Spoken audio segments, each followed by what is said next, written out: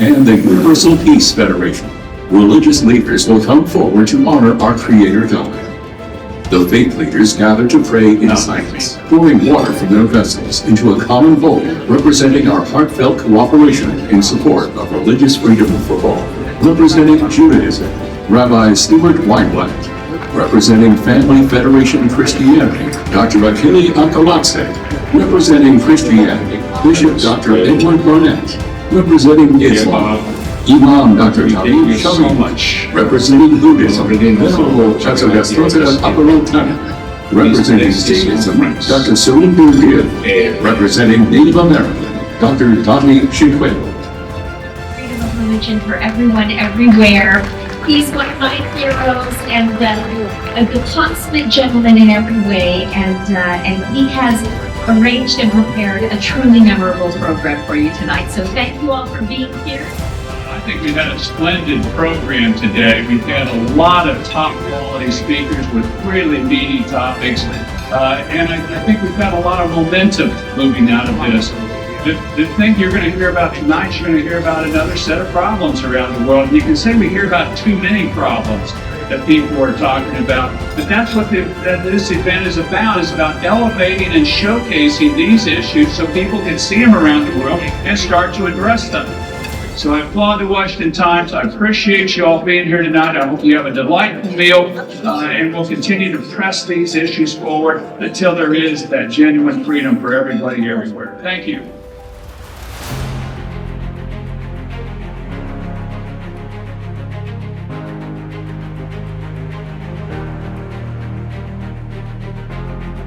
Ladies and gentlemen and distinguished guests, it is an honor to speak on behalf of Family Federation for World Peace and Unification Japan at the IRF Summit 2026. I sincerely thank Ambassador Sam Brownback and Dr. Catalina Lantos-Sweat for this wonderful summit.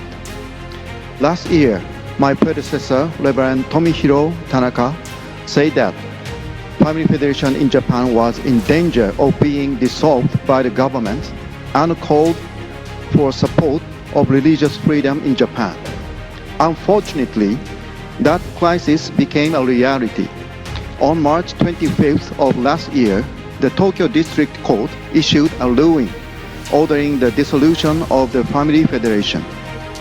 If we lose in the High Court, the religious corporation will be liquidated. This is not just a revocation of tax exemption, but the corporation will cease to exist and will lose all rights to its asset. Historically, dissolution of a religious corporation required the breaking of the criminal law, and the Family Federation has never committed any criminal offenses. However, the ruling of the Tokyo District Court was based on civil tort judgment that involved the vague concept of public welfare and social appropriateness, which is not accepted by the United Nations. On October 1st of last year, the United Nations has forcefully spoken out about the escalating discrimination against religious minorities in Japan. What I want to emphasize here today is that this is not simply an issue for the Family Federation or for Japan alone. It is the downfall of a model democratic country in Asia, and it is the start of the domino effect of religious persecution that is spreading to other democracies and nations throughout Asia and ultimately to the world. Dr. Catalina Lantos-Sweat, she stated, dissolving a religious organization that has not been found guilty of any crime would taint the image of Japan as a country committed to democratic principles. But now, there are clear facts that show that other democracies are copying Japan. Now, South Korea is trying to copy Japan. Who is supporting this domino effect? renowned scholar of religious freedom, Dr. Massimo Intervenier, found that it is China.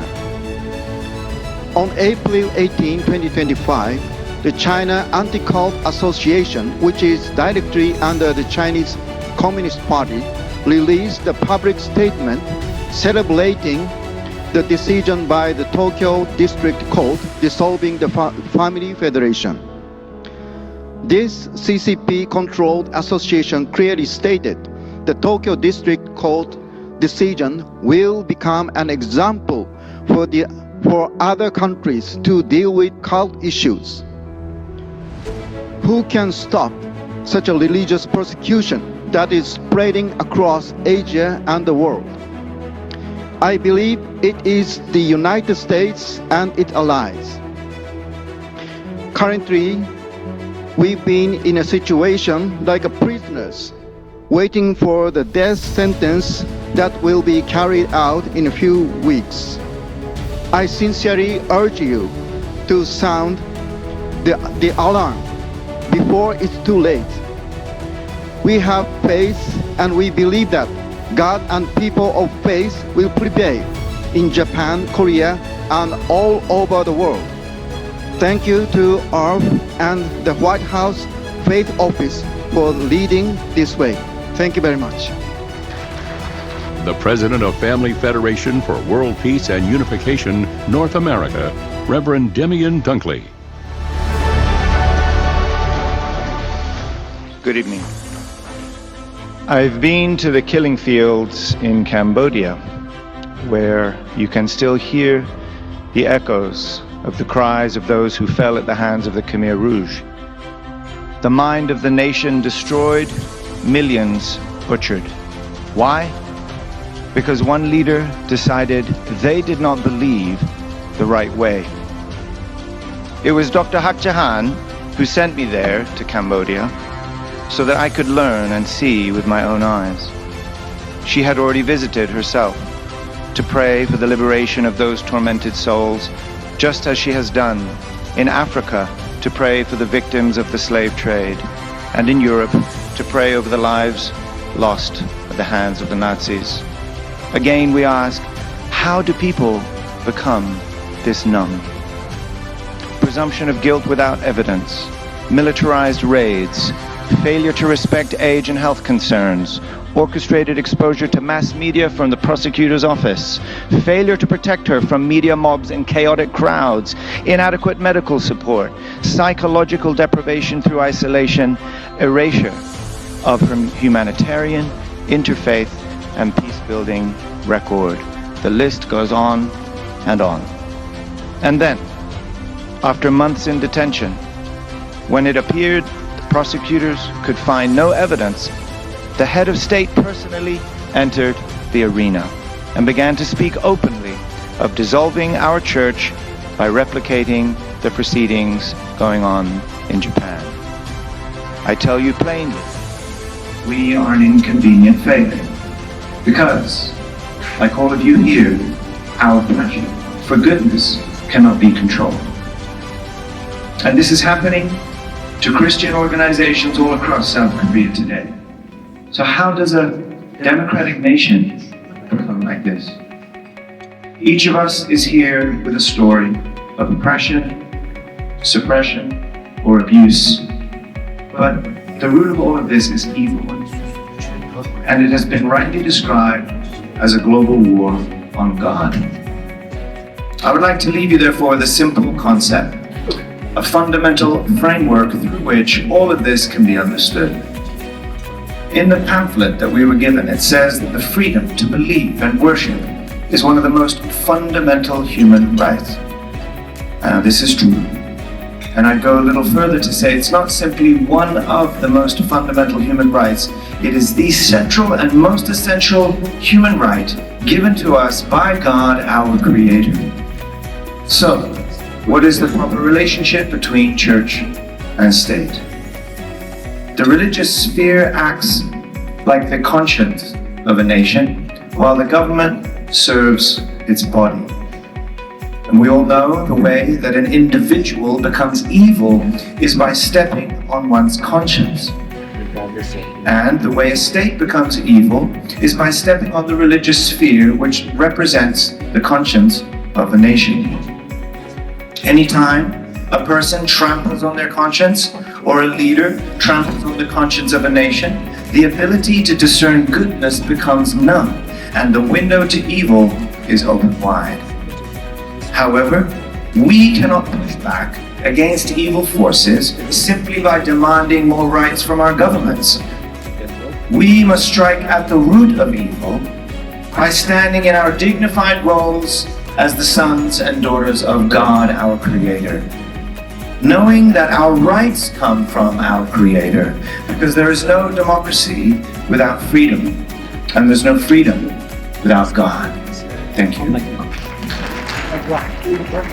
Well, it's great to see everyone. If you can't tell, I have a slight southern accent. In South Korea, they took Dr. Han and they put her in a detention facility where she sits without bail because she might be a threat to the destruction of evidence where she has no access, or a flight risk when she has no passport and is on a no-fly list. It's laughable. But as we sit here, how many of us are prepared to stand up and say no? That is the fundamental question that we have to answer. Because if it's not us, who will it be? If it's not the people who gather in the interest of religious freedom because of the faith that we hold so dearly, if it is not us, then who? Just because it's not about our congregation or our faith or our folks doesn't make it any more tolerable. The fact is that it is intolerable. And I hope that as we leave here tonight, each person will understand that it is incumbent upon each of us to stand up and say no.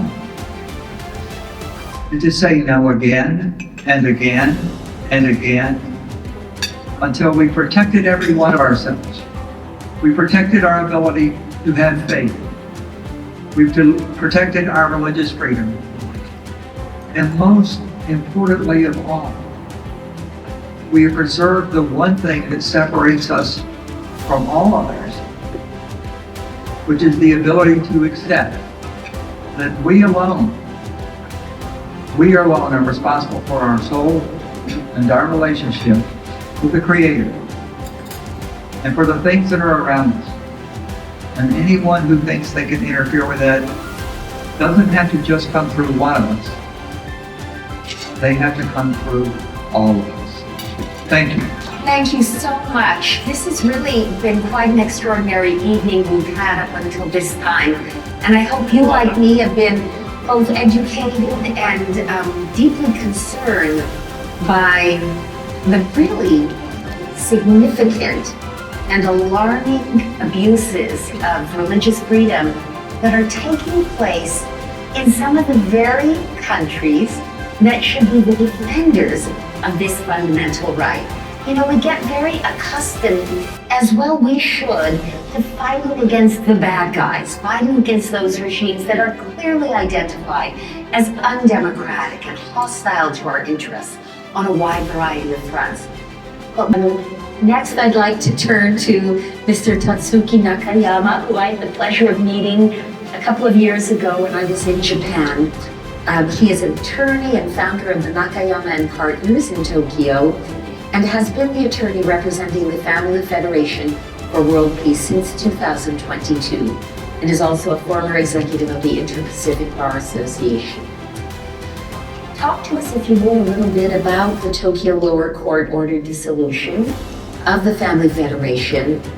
What does it mean? And as a lawyer, how do you evaluate what I think to most of us in this room seems like a really lawless campaign of persecution rather than a legitimate legal process? Thank you, Katrina, for the question. So legally speaking, last year in March, the Tokyo District Court ruled that the Family Federation should be dissolved. My evaluation of it is that it is pretty bad, incredible, because it was against three major issues.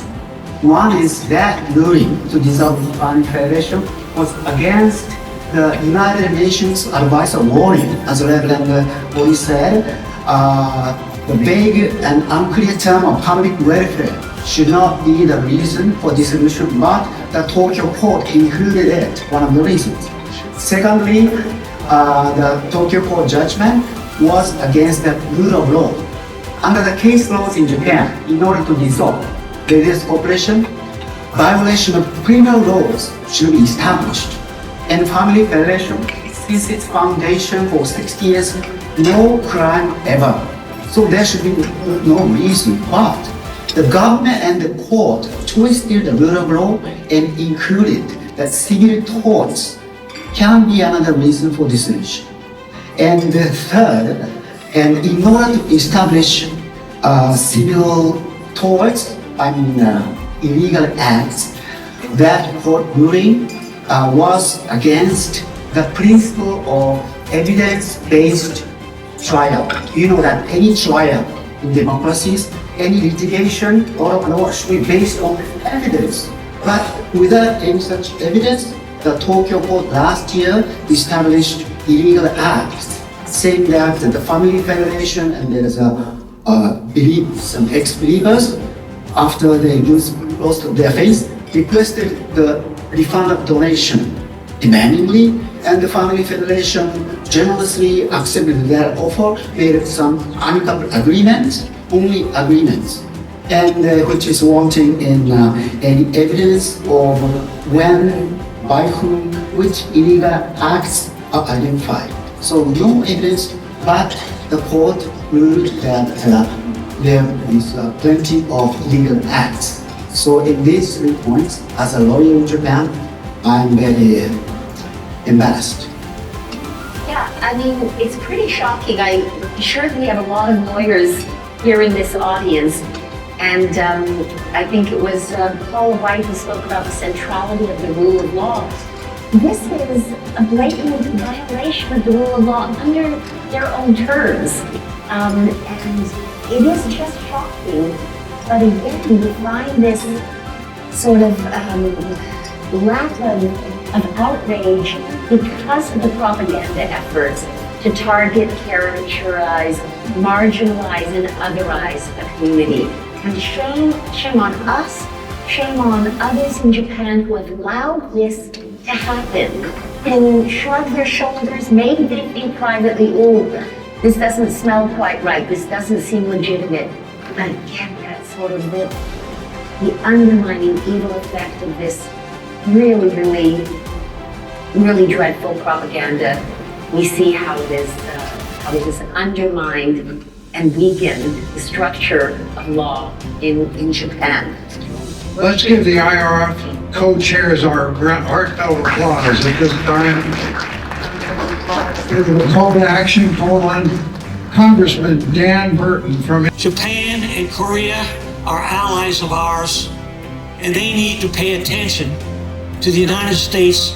If in no other area was religious freedom is the cornerstone of freedom around the world and in the United States, and it should be in Japan and Korea. Thank you. At this time, we want to thank President Trump for his support with both Japan and Korea, and especially Pastor Paula White and the White House Faith Office, who gave us a great inspiration and encouragement today. We will win with God and with the unity of all peace together to win religious freedom. Thank you. There it is.